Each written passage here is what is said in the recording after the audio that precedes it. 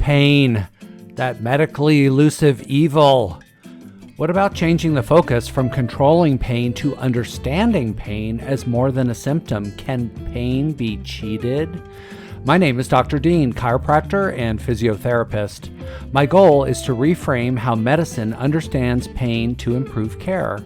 This podcast series is dedicated to a same-day conservative treatment for low back pain. This podcast has a companion published article, number 4. Welcome to the Pain is Not the Only Problem podcast. The essentiality of conservative care is being reevaluated. The contributors to patient symptoms are being re-explored. All options are on the table. Article number 4, Pain is Not the Only Problem. Zoom out. These articles intend to 1. Reevaluate the prevailing clinical practices thought to manage low back pain. 2. Submit and debate novel low back pain contributors and mechanisms. 3. Meet patient expectations and satisfaction and clinically meaningful results. 4. Recommend a conservative, non-surgical course of care to override pain instantly. And 5. Restore ADLs and patient confidence on the first visit at low cost. In medicine, the common and usual model is a routine. 1. The reason for the visit. 2. Evaluate the complaint. 3. Compare treatment options to care supported within the patient's insurance plan. 4. Recommend care that addresses the symptoms. However, that is all wrong. My practice is based on the idea of the, quote, whole patient approach. This means that I start my conversation with my low back pain patient by stepping back and observing them with a wide-angled lens. Zoom out. I collect this information. Number 1, the reason for the visit. 2, the meaning of the symptoms to the patient. 3, the patient's values and expectations regarding their care. 4, any economic and social contributors toward their care. 5, the ability of the patient to learn and understand their participation with their care program. And 5, the ability of the patient to learn and understand their participation with their care program. And 6, any of the personal biases about anything related to their care. I bill accordingly since E&M codes allow for enough time to perform a proper evaluation.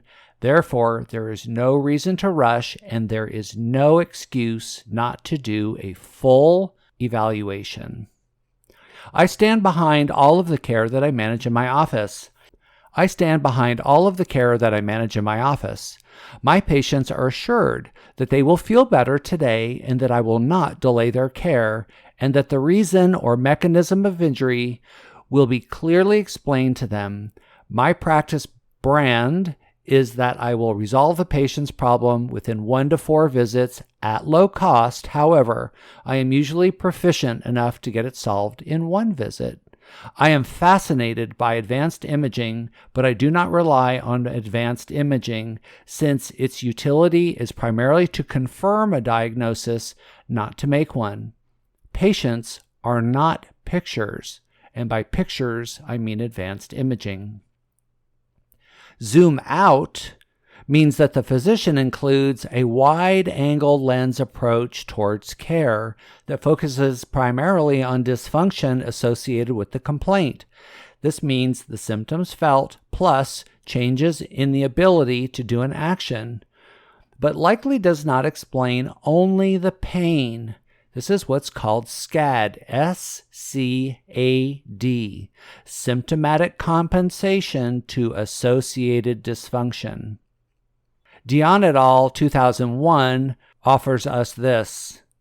Education has been considered to play 3 different parts in relations to back pain. 1, as a predictor of frequency. 2, outcome episodes. 3, surgical and rehabilitative interventions performed. Low socioeconomic status, also known as SES, was significantly associated with increased prevalence of back pain, strongly associated with language used. The language was either different or not the primary language. People with low education and low-paying jobs are more likely to work in physically demanding jobs and tasks involving stresses on the spine. They are less satisfied, they have poorer sick leave benefits, and fear loss of jobs because of back pain, and do less well in the healthcare system and find it difficult to use services effectively.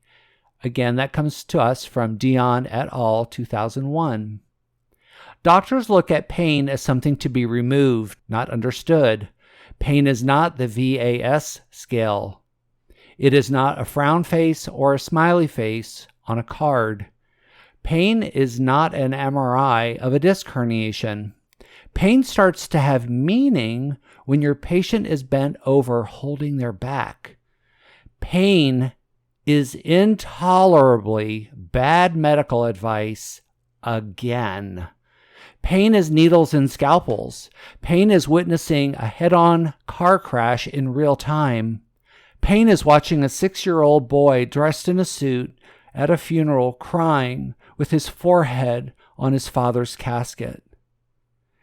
Pain is a patient sensation and a patient disruption and a patient experience and a threat to patient sensibilities. There are social aspects to low back pain complaints and ability to get excellent care. These are commonly attributed to beliefs within their groups. Certain types of care are not allowed. Religious beliefs, gender values, age values, patriarchal and matriarchal values, intergenerational values, the quote should and should nots within many groups that the patient may belong to, fears about gender identity, languages spoken or understood, ethnic race identity and history, ethnic or race gender of the clinician, beliefs about types of care, social class expectations and history, education, ethnically based diets, ideas about equality, and social pressure to self-medicate with smoking, vaping, chewing tobacco, drinking, or trendy pain pills. It is not enough to simply do a straight leg raise and not consider the social aspects of your patient's low back pain complaint.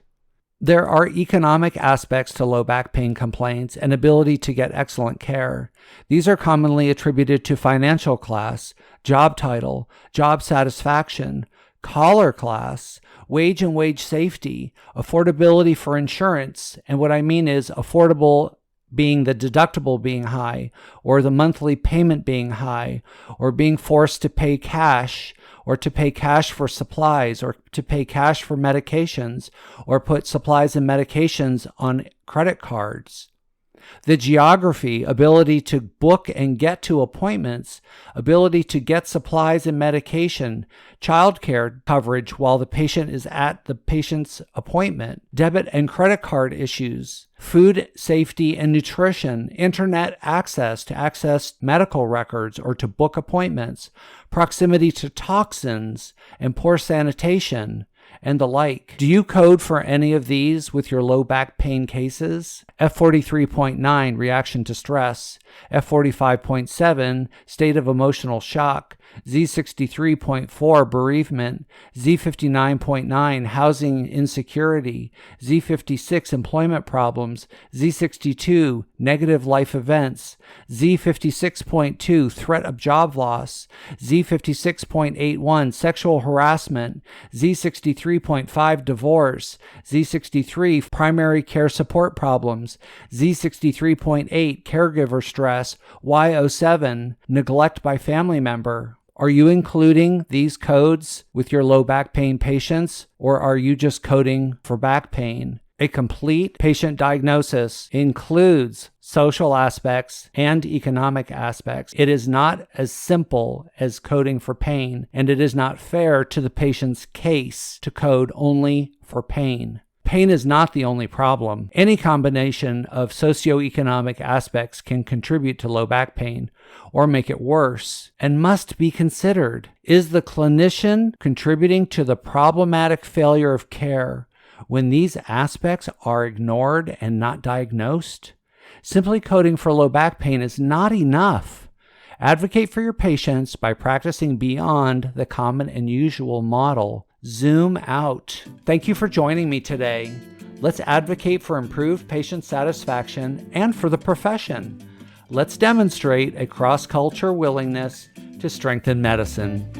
Thank you.